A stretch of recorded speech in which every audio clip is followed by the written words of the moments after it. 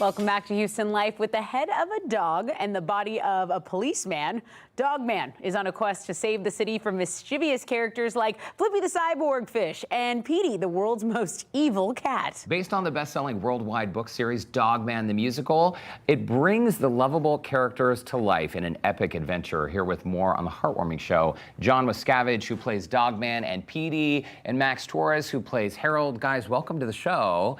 And this is something that if you have a child at home, kids lose their mind over the show, but it really is fun for the entire family, yeah?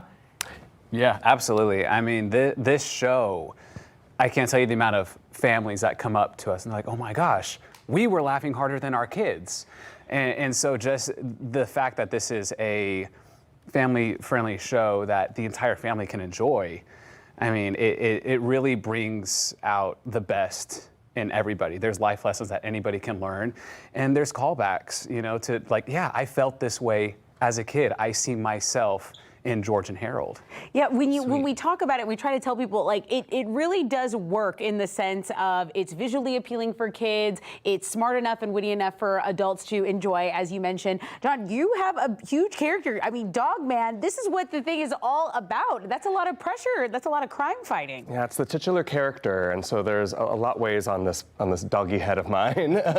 And what's it like, John, for you to play multiple characters? I mean, it seems like as an actor, the challenge is to step into a new role every time and really own it and go for it every single night. It looks like a lot of fun on stage, but I can imagine it must have been a lot of work. Yes, I mean, one of the wonderful things about this show, from an actor's perspective, is that it is an ensemble show. Everyone is constantly doing everything. You know, everyone has such an integral part of the show being a success. But honestly, I mean, playing Dogman, it's a lot of fun. You kind of just get let to release everything and just, I mean, I don't have any lines. I bark. I bark. That sounds right. Sometimes we do that. Are you at home barking? I mean, you're rehearsing barking, finding your voice as a dog? I had to find the correct way to bark without losing my voice because it's not a very healthy vocal cords. Right. Oh, I'd imagine not. Okay, and then Max, you're a Houston native. You reside in New York City now, and obviously you're doing huge things on the theater side. How does it feel to be back in your hometown, though? Man, this is awesome. This is everything that I kind of dreamed of when I first started this. I started late in high school at Clear Springs, and yeah, being back here performing for my family. My niece is 6. And my sister brought my nephew, and she was telling me that at the show she was crying because I saw you perform when I was a kid, and now my son gets to see you perform. And so it's just this really beautiful full circle moment that my first professional show I saw was at the Hobby Center. Wow. And now I'm at the Hobby Center performing. So this is just, it blows my mind. It really does. Full circle moment. And I can imagine, we're seeing some video right now of the show. I can imagine just how much fun everyone in the cast and ensemble, it looks like a blast. So fun. Look at these dance moves. The icing on the cake must be, Max, when you have family members and friends come to the show and just have such a positive response to it. Yeah. I mean, this is, it gets me emotional when I talk about it. Yeah, my family was so supportive of me when I started this industry, which is kind of crazy. And it can be uncommon. Yeah, it definitely in Texas. Yeah. When you're the football player. But yeah, this really just, there's such a fulfillment to doing a show like this that is all about bringing people together and bringing together all the people who supported me. From my friends, my teachers, and my family. So that's really awesome. Cool. That's awesome. We're happy you're living out your dreams. I think there's an enjoyment of seeing people perform and just live out what they thought could only be a dream, and it's real life. Hey, John, how does it feel?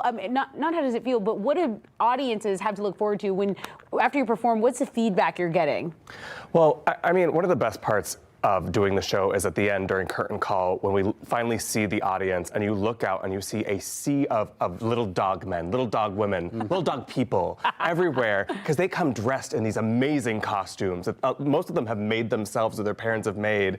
And so the audience response is just, I mean, we kind of feel like we're the Beatles for little kids. Like we are the pinnacle of it for these children, and it's really been fantastic. And John, I don't want to put you on the spot. Maybe not a full bark, but maybe a little I'm growl. so glad you asked. That was me. Could you? Sure. Me.